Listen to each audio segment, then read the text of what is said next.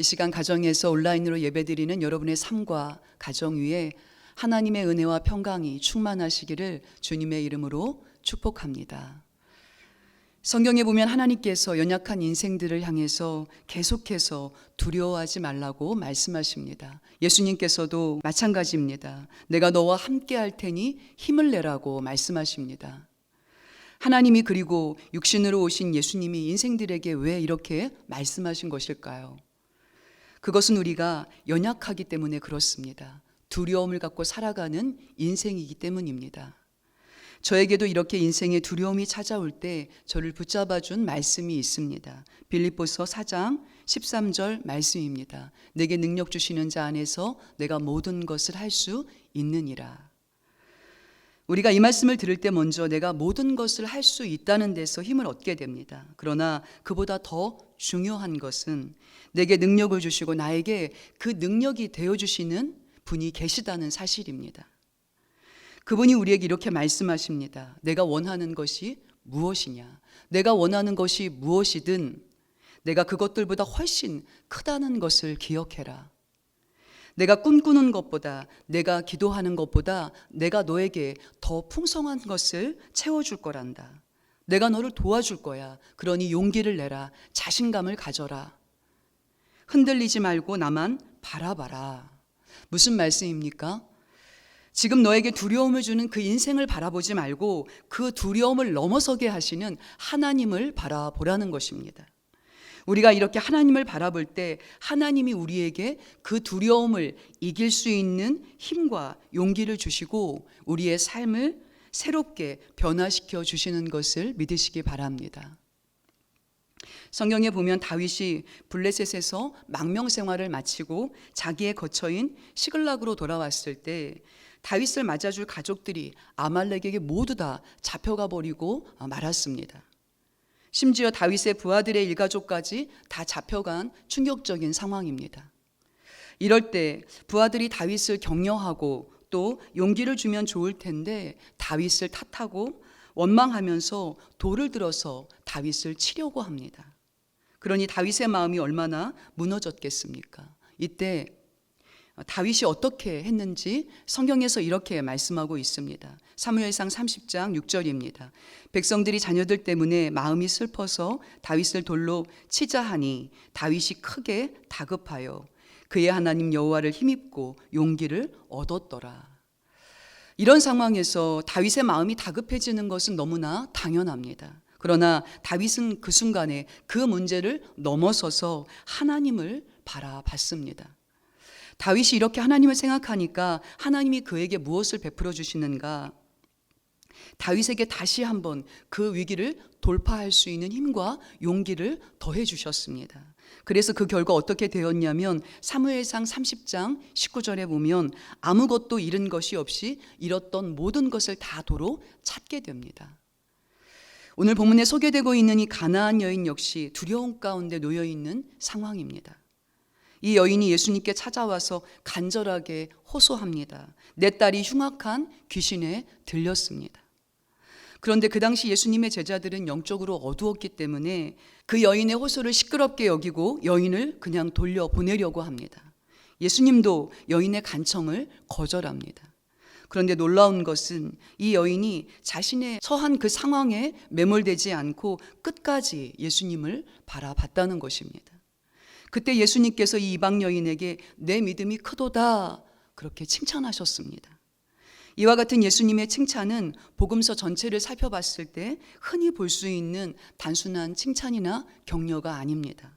마태복음을 보면 두 사람이 예수님께 믿음에 대해서 칭찬을 받았습니다. 먼저는 오늘 본문에 나타난 이 가나안 여인이고 또 한 사람은 노마 백부장입니다.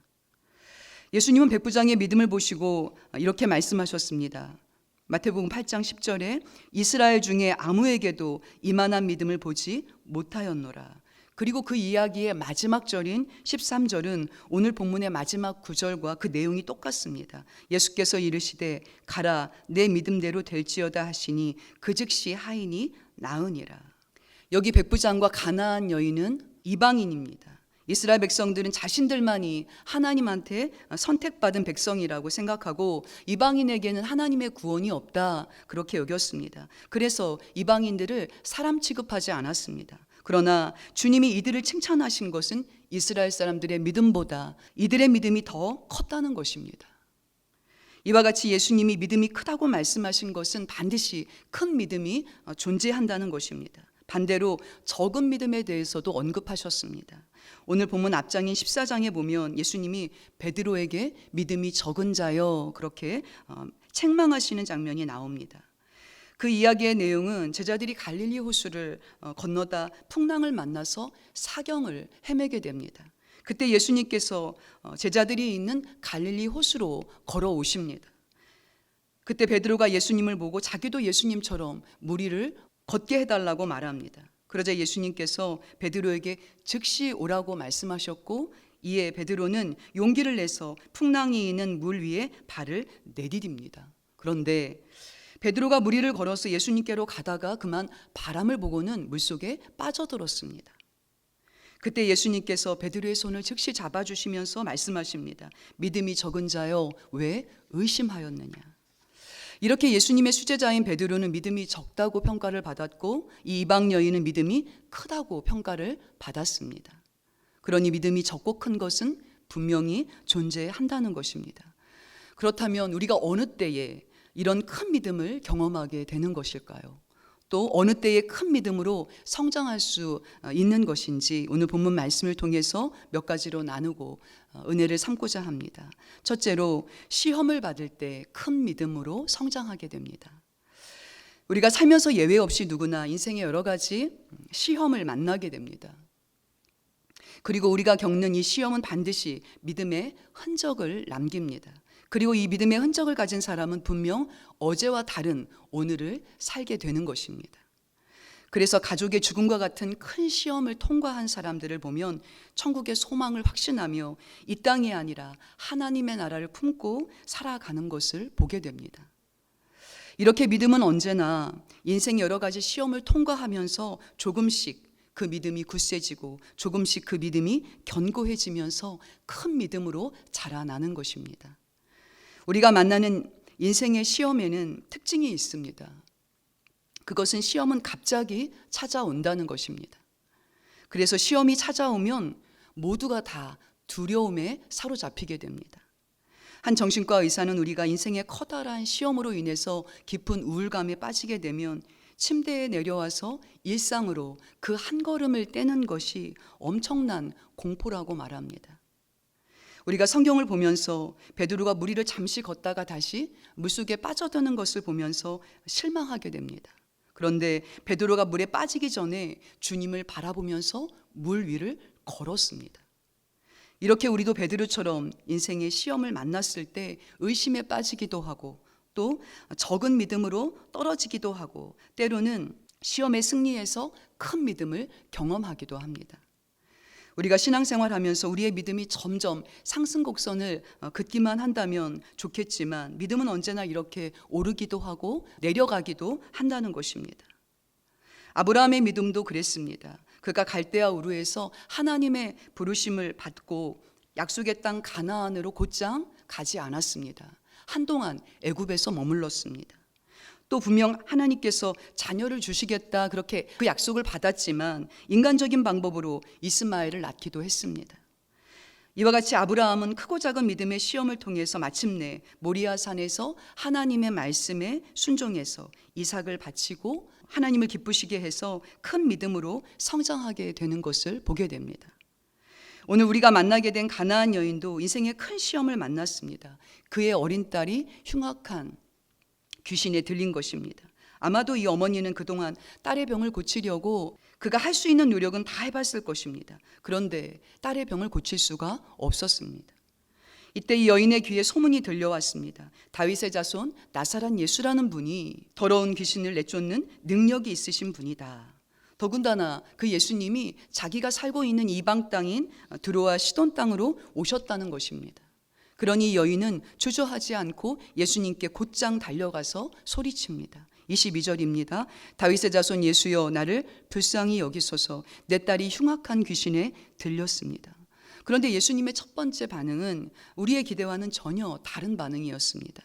23절 상반절에 보면 예수는 한 말씀도 대답하지 아니하시니 예수님은 여인의 간청에 침묵하셨습니다. 복음서 전체에 나타난 우리가 아는 예수님은 어떤 분이십니까? 길을 가다가 만나는 어떤 병자라도 그를 불쌍히 여겨주시고 고쳐주시는 분이 예수님이십니다. 요한복음 5장에 보면 베데스다 연못가에 앉아있던 38년 된 병자는 자신이 낫고자 하는 소원조차 잊어버린 사람이었습니다.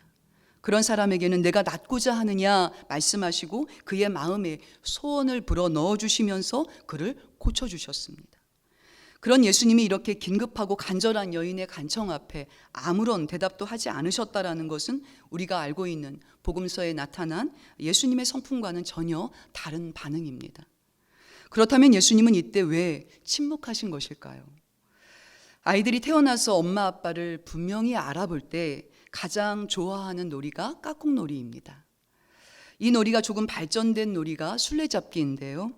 아이가 아빠랑 술래잡기를 하다가 아이가 술래가 돼서 아빠를 찾는다고 그렇게 생각해 보시기 바랍니다. 아빠가 안방에 있는 옷장에 숨어 있습니다.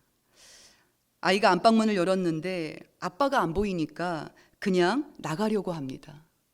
그 순간 아빠는 다급해집니다. 그래서 아빠는 아이가 찾을 수 있게 헛기침을 하거나 아니면 옷장문을 살짝 드르륵 하고 열어놓습니다. 그때 아빠의 인기척을 들은 아이는 옷장 속에 있는 아빠를 찾아냅니다. 그리고는 기뻐서 찾았다 하고 소리를 칩니다. 엄밀하게 말하자면 지금 이 아이는 자기 능력으로 찾았다고 생각하고 기뻐서 소리치지만 사실은 자기 능력으로 찾은 것이 아닙니다. 하나님이 자신을 드러내신 것이죠. 이 숨바꼭질 놀이를 통해서 우리가 하나님과의 관계를 생각해 보면 때로는 하나님이 이렇게 자신을 숨기시기도 하신다는 것입니다. 그러나 하나님은 우리가 찾으려고만 하면 언제나 만날 수 있는 곳에 숨어 계십니다. 만약에 우리가 찾을 수 없는 곳에 계신다면, 그래서 불러도 아무 응답이 없다면 그분은 우리의 하나님이 아니십니다. 이렇게 우리가 인생에서 만나는 시험은 우리가 하나님이 어디에 계신지 알지 못하거나 하나님을 찾지 못할 때, 그리고 하나님을 찾지 않을 때 하나님께서 내가 여기 있다고, 내가 항상 내 곁에 있었다고, 그러니 나를 찾으라고 보내시는 신호라고 볼 수 있습니다. 이와 같이 하나님은 우리에게 인생의 여러 시험을 통해서 주님을 더 깊이 만나게 하시고 그 시간을 통해서 우리의 믿음이 더 깊은 믿음으로 성장하도록 우리를 도우신다는 것을 기억하시기 바랍니다. 그러니 여기 예수님께서 자신의 딸을 고쳐달라는 여인의 간청에 아무 말씀도 하지 않은 것은 예수님은 그녀가 당장 딸의 병을 고쳐주셔서 예수님이 내 딸의 병을 고쳐주셨어 하고 기뻐하시는 정도에서 그치는 믿음의 차원이 아니라 그것을 넘어서서 어떤 상황에서든 나를 구원하신 하나님을 온전히 믿고 신뢰하는 더 큰 믿음으로 이 여인을 끌고 가시기 위해서 지금 침묵하고 계신다는 것입니다. 이와 같이 주님은 우리가 당하는 인생의 여러 시험을 통해서 영적으로 한 차원 높은 단계로 우리의 믿음을 성장시켜 주시는 것을 믿으시기를 주님의 이름으로 축원합니다. 둘째로 주님을 온전히 신뢰할 때 큰 믿음으로 성장하게 됩니다. 이 여인은 예수님을 신뢰했습니다. 그래서 예수님이 침묵하셨을 때도 여인은 포기하지 않았습니다. 자신의 삶에 대해서 한탄하거나 원망하지 않았습니다. 오히려 더 크게 소리치며 간청합니다. 이처럼 믿음은 포기하지 않는 것입니다. 그렇기 때문에 정말 우리의 마음속에 간절한 소원이 있다면 우리는 주님을 신뢰하며 끝까지 간구해야 하는 것입니다. 이어서 24절은 예수님의 두 번째 반응입니다. 예수님은 여인의 간구 앞에 이렇게 거절하고 계십니다. 예수께서 이르시되 나는 이스라엘 집에 잃어버린 양 외에는 다른 데로 보내심을 받지 아니하였노라. 그런데 이 여인은 예수님이 이렇게 거절하실 때 처음에는 예수님 뒤에서 소리 지르며 간구했다면 이제는 예수님 앞에서 예수님께 절을 하며 더 간절하게 주님 앞에 간구합니다. 주여 나를 도우소서. 이 여인은 어떤 상황에서든 포기하지 않습니다. 이때 예수님께서 세 번째 반응을 보이십니다. 26절에 대답하여 이르되 자녀의 떡을 취하여 개들에게 던짐이 마땅하지 아니하니라. 예수님의 세 번째 반응은 더 충격적입니다. 이것은 거절을 넘어서서 인격적인 모독입니다. 보통 이런 모욕을 당하면 누구나 그 자리에 남아있기가 어렵습니다. 그러나 이 여인은 여전히 그 자리를 지켰습니다. 이것은 이 여인이 예수님의 말보다는 예수님의 인격을 더 신뢰했다라는 것입니다. 그것이 여인의 믿음의 고백 속에 담겨 있습니다. 27절에 여자가 이르되 주여 올소이다마는 개들도 제 주인의 상에 떨어지는 부스러기를 먹나이다 하니. 여기서 저는 예수님의 표정이 그려집니다. 끝까지 시험을 통과한 이 여인을 보시고 아마도 예수님은 너무나 기뻐서 활짝 웃으셨을 것입니다. 이 여인의 대답은 이런 것이죠. 주님 옳습니다. 저는 이방인으로서 주님의 이 부스러기 은혜만으로도 충분합니다.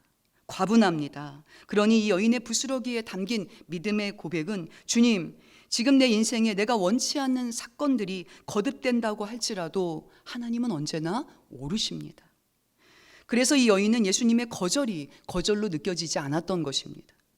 왜냐하면 이 여인은 주님 앞에 나가 엎드릴 때 주님은 나와 내 딸에게 영원한 생명을 주실 분이라는 것을 신뢰하고 있었기 때문입니다. 이와 같이 참된 믿음은 이 여인의 부스러기에 담긴 믿음의 고백과 같이 하나님은 언제나 옳으신 분이라는 것을 믿고 신뢰하는 것입니다.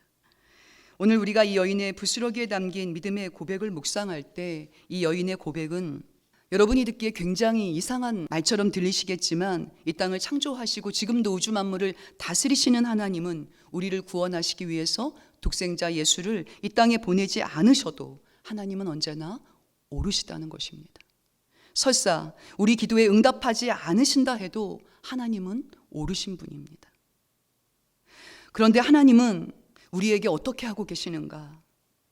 하나님은 나를 심판하셔야 마땅한 분인데 하나님은 그것을 뛰어넘어서 나를 사랑하시고 나를 구원하기로 작정하신 분이십니다. 그러니 그 하나님이 주시는 부스러기라도 그것으로 만족한다는 것입니다. 그 부스러기라도 나를 온전하게 하기에 충분하다는 고백입니다. 그러니 이 여인의 부스러기에 담긴 믿음의 고백이 얼마나 눈물나게 아름다운 고백입니까? 이 믿음의 고백이 우리의 믿음의 고백이 되시기를 주님의 이름으로 축원합니다. 마지막으로 주님의 은혜와 긍휼을 알 때 큰 믿음의 성장을 이루게 됩니다. 은혜가 은혜되기 위한 두 가지 조건이 있습니다. 은혜가 무엇입니까? 은혜는 받을 자격이 없는 자에게 주는 것이 은혜입니다. 저와 여러분도 구원받을 어떤 자격이 없는데 우리가 주님의 전적인 은혜로 구원을 받았습니다. 그럼 긍휼은 무엇입니까? 긍휼은 받을 자격이 충분한데 받지 않는 것이 긍휼입니다.